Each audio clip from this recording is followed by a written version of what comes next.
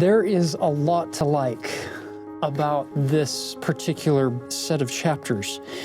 Before we dive into some of the specifics, let me share a couple of items with you from a big picture perspective.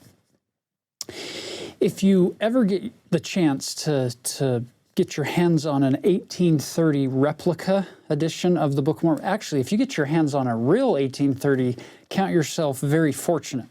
Most of us have to settle for one of the replica editions.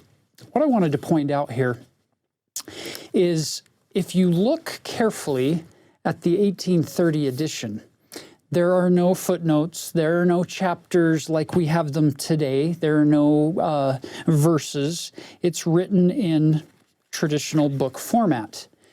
Now, the original authors, we assume, because that's how it comes to us in the original manuscript, seem to have put in little breaks that then become chapter breaks in the original. They're much longer chapters than the ones we have in our current edition of the Book of Mormon. These chapters and verses were added in a much later edition of the Book of Mormon by Orson Pratt in the 1879 edition. Every book in the Book of Mormon that's a multi-chapter book has different chapter breakup than it is in the 1830, except for the Book of Moroni. It has 10 chapters. They're exactly the same length. They're broken out exactly the same way as they are here in our current Book of Mormon. This is an amazing little gem, this Book of Moroni, because Moroni had finished abridging the Book of Ether. He already said farewell to us once at the end of chapter 9 in Mormon. Then he came back, abridged the Book of Ether. He's going to say farewell to us at the end of Ether.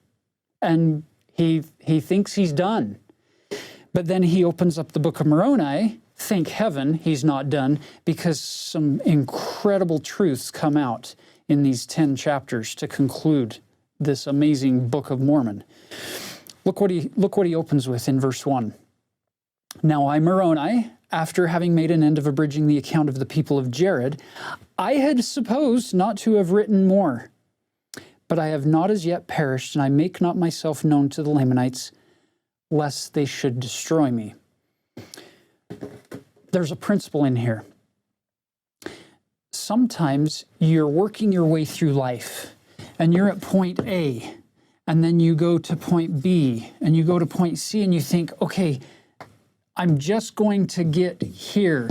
And then once you get here, the Lord opens up a new vision for you or a new direction for you and says, I want you to go there. I want you to accomplish this now. So we keep working on it. It's this line upon line, precept upon precept, walking with the Lord one step at a time principle that you're seeing play out right in front of you on the page here.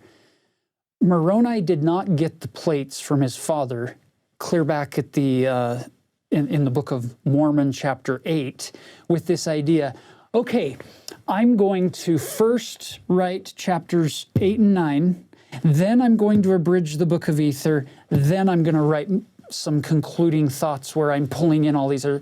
He didn't do that. All he said was, I'm going to write some concluding thoughts here to my dad's book and be done, because there's not much space left on the plates. Once he had fulfilled that command, then the Lord gave him another commandment. Once he had fulfilled the abridgment of the Book of Ether, the Lord gives him another opportunity. I like that. Why? Because that feels far less overwhelming to me than if God told me everything I'm going to have to do between now and the day I die, whenever that is.